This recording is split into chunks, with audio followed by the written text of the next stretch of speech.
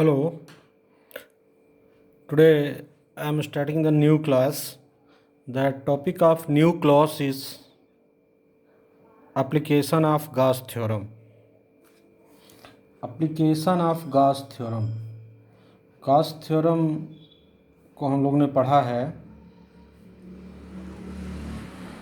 Gauss theorem किसके लिए है एक बार याद दिला दूं.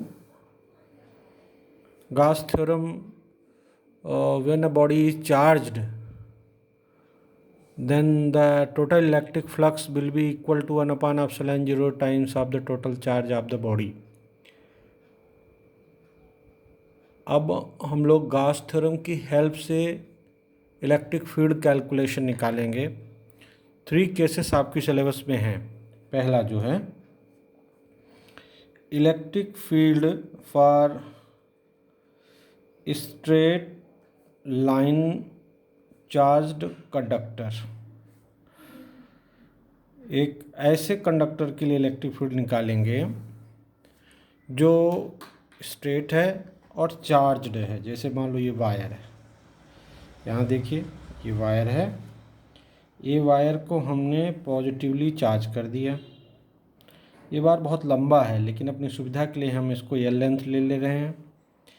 And electric field is acting this direction, positive है. एंड यहाँ पर आप देखिए, ध्यान से देखिए, ये सरफेस है, ये डी एस है. इसकी हम क्लोज सरफेस बनाएंगे. सबसे पहले क्या बनाएंगे? क्लोज सरफेस, जिसको हम लोग गॉसियन सरफेस बोलते हैं. गॉसियन सरफेस, या इसको हम लोग बनाएंगे क्लोज सरफेस. क्लोज सरफेस में ही गॉस थ्योरम अप्लाई होता है. इसलिए जो भी हम ये क्लोज सरफेस बनाएंगे, इस क्लोज सरफेस को बना के ही हम गॉस थ्योरम यूज़ कर सकते हैं. क्लोज थ्योरम, क्लोज सरफेस और गॉसियन थ्योरम, गॉसियन सरफेस. सबसे पहली कंडीशन है गॉस थ्योरम अप्लाई करने के लिए कि सरफेस क्लोज होनी चाहिए और उसी क्लोज सरफेस के अंदर जितने चार्ज हैं उनके लिए फ्लक्स हम निकाल सकते हैं. तो यहाँ हमने एज इट इज़ बना लिया. थोड़ा इसका डिस्क्रिप्शन देखिए. यहाँ पर अगर हम देखें तो ये सरफेस है, डी एस है. दोनों डी एस और ये दोनों सेम डायरेक्शन में हैं. यहाँ पे डी एस ये है, यहाँ ध्यान दीजिए, प्लस चार्ज है. तो इलेक्ट्रिक फील्ड तो इधर लग रहा है लेकिन एरिया वेक्टर डी एस इधर लग रहा है. तो इसलिए यहाँ पे फ्लक्स जीरो होगा लेकिन यहाँ पे फ्लक्स होगा. इस सरफेस पे फ्लक्स होगा और ये परपेंडिकुलर सरफेस में फ्लक्स नहीं होगा क्योंकि यहाँ डी एस बाहर की ओर लग रहा है, इलेक्ट्रिक फील्ड इधर लग रहा है. यहाँ थीटा 90 डिग्री है, इसलिए इन पोर्शंस में इलेक्ट्रिक फ्लक्स नहीं होगा. इलेक्ट्रिक फ्लक्स सिर्फ स्लैंट पोर्शन में होगा, लेंथ वाले पोर्शन में होगा. तो हम लोग जानते हैं what that we know integration E D S is equal to integration E D S, basic formula. And Gauss theorem what says phi equal to q upon epsilon 0. This is a Gauss theorem. This is a Gauss theorem. And the next one is the definition of the flux. Definition of the flux. तो definition of flux में phi equal to integration EDS है. फिर second one है phi equal to q upon epsilon 0. और ये net flux है. जरा ध्यान देना है, ये जो फ्लक्स है ये नेट फ्लक्स है. नेट फ्लक्स कैसे निकालोगे? जैसे ये इधर का फ्लक्स, इधर का फ्लक्स, इधर का फ्लक्स, तो नेट फ्लक्स यानी कि ये तो जीरो हो गए, यही फ्लक्स बचेगा. और ये चूँकि लेंथ बहुत कम है इसके लिए वन डायरेक्शन में लिया है. अब इसको लिखिए comparing both integration E D S is equal to Q upon epsilon 0. E integration D S equal to Q upon epsilon 0. E equal to Q upon epsilon 0 integration D S. Integration D S means surface area of Gaussian surface. Be careful, यहाँ पे Gaussian surface का ही surface area लेंगे. तो Gaussian surface कैसा है आप देख के बताइए. सिलेंड्रिकल है ना, तो 2 पाई आर एल. यहाँ आर क्या है? ये जो वायर है इसका रेडियस आर है, ये जो लेंथ है एल है. तो अब इसको हम लोग रख देंगे इक्वेशन 3 में। इक्वेशन 3 निकालिए आप। इक्वेशन 3 में आप रख दीजिए। इक्वेशन 3 में आप रखिए तो equal to Q upon epsilon 0 into 2πr_l। इसको सॉल्व करिए। Equal to 1/2πr epsilon 0 q/l। यहाँ आप q/l को क्या बोलोगे? q/l is the linear charge density. इसको हम पहले पढ़ चुके हैं। q/l is equal to linear charge density. इसकी वैल्यू यहाँ पुट कर दो। Equal to λ/2πε0r। तो ये आप देख लीजिए, ये इलेक्ट्रिक फील्ड किसके लिए आ गया? This is the electric field for line charge conductor. Line charge conductor, line charge मतलब जो वायर में सिर्फ लेंथ है और चार्ज एक लाइन के जैसा डिस्ट्रीब्यूट है, तो इसमें हम लोग लगाएंगे इक्वल टू λ/2ε0। तो आपको मैं याद दिलाऊं, पॉइंट चार्ज के लिए इलेक्ट्रिक फील्ड क्या आया था? 1/r²। डाइपोल के लिए क्या आया था? 1/r³। और लाइन चार्ज के लिए आ गया 1/r। ये देखिए, तो इस तरह से थोड़ा सा हमें कन्फ्यूजन नहीं रखना है और याद रखना है। तो गॉस थ्योरम की मदद से जब भी हम लगाएंगे, गॉस थ्योरम की मदद से जब भी हम इलेक्ट्रिक फील्ड निकालेंगे, दो चीज़ का ख्याल रखेंगे। पहला तो डिफिनीशन ऑफ फ्लक्स लगाएंगे, next one is the Gauss theorem. जो गॉस थ्योरम से फ्लक्स को कंपेयर करेंगे। डिफिनीशन ऑफ फ्लक्स यानी total flux as per the shape and structure of the conductor, और उसके बाद कंपेयर कर देंगे और आंसर आ जाएगा, जैसा आपने अभी इसमें देखा। एक दो बार और देखेंगे आप अपने से। अब मैं दूसरा एप्लीकेशन लेता हूँ, electric field for charged plane sheet. अब यहाँ ध्यान दीजिए, जैसे मान लीजिए कि ये मेटेलिक कंडक्टर है, ये शीट है, लेंथ और ब्रेड्थ इसमें है, दिख रहा है, और इसमें आपको इलेक्ट्रिक फील्ड निकालना है। तो ये कह रहा है कि इसमें इलेक्ट्रिक फील्ड बाहर की ओर जाएगा, इधर भी इलेक्ट्रिक फील्ड इधर और इधर जाएगा। तो इसको आप गॉसियन सरफेस बनाइए। गॉसियन सरफेस यहाँ पे बनेगी एक, और एक गॉसियन सरफेस यहाँ बनेगी। ये गॉसियन सरफेस एक हो गई, एक गॉसियन सरफेस ये हो गई, और एक गॉसियन सरफेस यहाँ भी हो सकती है, लेकिन ये परपेंडिकुलर है क्योंकि इलेक्ट्रिक फील्ड इधर लग रहा है, ये ऊपर लग रहा है। तो यहाँ पे यहाँ थीटा 90 है, इसलिए यहाँ पे इलेक्ट्रिक फ्लक्स 0 होगा। लेकिन बाकी दोनों केसेस में इलेक्ट्रिक फ्लक्स आप कैलकुलेट कर सकते हैं। तो जब आप लिखेंगे टोटल इलेक्ट्रिक फ्लक्स इसमें कितना हुआ, टोटल इलेक्ट्रिक फ्लक्स इस पर हुआ phi equal to integration EDS one side plus integration EDS second side. 1 2 means first side second side. मान लो ये फर्स्ट साइड है, ये सेकंड साइड है, तो ये हो गया न्यूमेरिकली 2 इंटीग्रेशन EDS इक्वेशन 1। अब Gauss theorem low.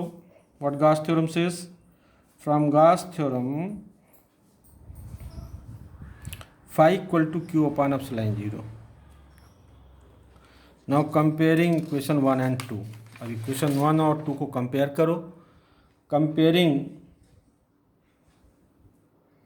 Equation 1 and 2, what you will get? 2 integration EDS equal to Q upon epsilon 0। E integration DS equal to Q upon epsilon 0। 2 यहाँ आ जाएगा। 2 equal to Q upon 2 epsilon 0 integration DS। ये integration DS total surface हो जाएगा, तो E equal to Q upon 2 epsilon 0S। ये formula ये हो गया। अब चाहो तो इसमें आप अगर इसको हमने इक्वेशन 3 दे देते हैं। अगर आप देखिए यहाँ QYS क्या होता है? Surface charge density. इसको क्या बोलते हैं? Surface charge density. इसको रख दीजिए equal to sigma upon 2 epsilon 0। तो ये सिंगल सीट के लिए आ गया, और आप बहुत अच्छा यहाँ रिजल्ट देख सकते हैं किसमें जो इलेक्ट्रिक फील्ड आया, पहली बार ऐसा इलेक्ट्रिक फील्ड है जिसमें कोई डिस्टेंस की वैल्यू नहीं है। अदरवाइज जितने भी अभी फार्मूला देखे सब में डिस्टेंस इंक्रीज़ करेंगे या चेंज करेंगे तो इलेक्ट्रिक फील्ड चेंज होगा, लेकिन इसमें ऐसा नहीं है। इसमें इलेक्ट्रिक फील्ड सब जगह एक यूनिफॉर्म है। It depends only on the charge density. Charge density यानी चार्ज जितना ज़्यादा है उतना ज़्यादा इलेक्ट्रिक फील्ड होगा। ये कंसेप्ट हुआ। तीसरा हम लोग पढ़ेंगे electric field for charged spherical shell. यहाँ चार्ज स्फेरिकल सेल का कंसेप्ट समझिए क्या होता है। जैसे मान लीजिए कि स्फेयर है और स्फेयर के अंदर कोई मटेरियल नहीं है, और एक स्फेयर है जिसमें सॉलिड है जिसके अंदर मटेरियल है। तो दो स्फेयर हो सकता है, हैलो स्फेयर और सॉलिड स्फेयर। तो जो सॉलिड स्फेयर है उसमें वॉल्यूम होगा वो 3D होगा, 3 डायमेंशनल बॉडी है। लेकिन जो स्फेरिकल सेल है उसमें चार्ज जो है सिर्फ सरफेस पे होगा, अंदर जा नहीं सकता। जो चार्ज आप दोगे इस सरफेस पे वो चार्ज आएगा। देखिए इस सरफेस पे चार्ज आएगा, नीचे चार्ज नहीं जाएगा। जब चार्ज नहीं जाएगा तो नीचे भी इलेक्ट्रिक फील्ड जीरो होगा, लेकिन बाहर इसमें इलेक्ट्रिक फील्ड बन सकते हैं। मान लो कि यहाँ पे बाहर है पॉइंट, गासियन सरफेस इसके बाहर है, केस 1। जैसे हमने ले लिया केस 1, गासियन सरफेस इस सरफेस के बाहर है, तो मान लो इसकी रेडियस कैपिटल आर है और इसका डिस्टेंस आर है, तो इस बार बाहर है। केस ले लें if point P where electric field is required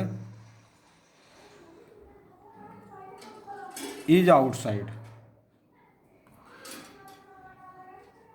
OP equal to R, ऐसा ले ले जहाँ पे निकालना है। तो इसमें हम लोग आगे देखते हैं। OP इक्वल टू R हमने ले लिया। अब हम लोग देखते हैं इसको कैसे निकालेंगे। पहली बात इंटीग्रेशन EdS फ्लक्स का पहले फार्मूला लगाओ, फिर phi equal to Q upon epsilon 0, दोनों को कंपेयर करो, बेसिक कंसेप्ट्स। फिर integration EdS is equal to Q upon epsilon 0, E equal to Q upon epsilon 0 integration DS। अब यहाँ इंटीग्रेशन DS को बताओ क्या होगा। ये surface area of Gaussian surface, तो गासियन सरफेस यहाँ क्या है, स्फेयर है, 4πr²। तो E इक्वल टू हो गया Q अपान एप्सिलॉन 0 4πr²। तो E की वैल्यू हो गई Q अपान 4πε0 r²। ये इलेक्ट्रिक फील्ड का फार्मूला हो गया। कब, जब R दूरी पे बाहर है। लेकिन केस 2 लूँ, case 2 when point P on surface, जैसे मान लो ये है और यहीं पे पॉइंट P है और ये दोनों बराबर हैं, एक जगह हो गए। तो E की वैल्यू इसी फार्मूले से निकाल दो, 1/4πε0। यहाँ R इक्वल टू R है, Q अपान R²। और एक केस 3 दे दो को। केस 3 में क्या होगा, व्हेन पॉइंट P इनसाइड,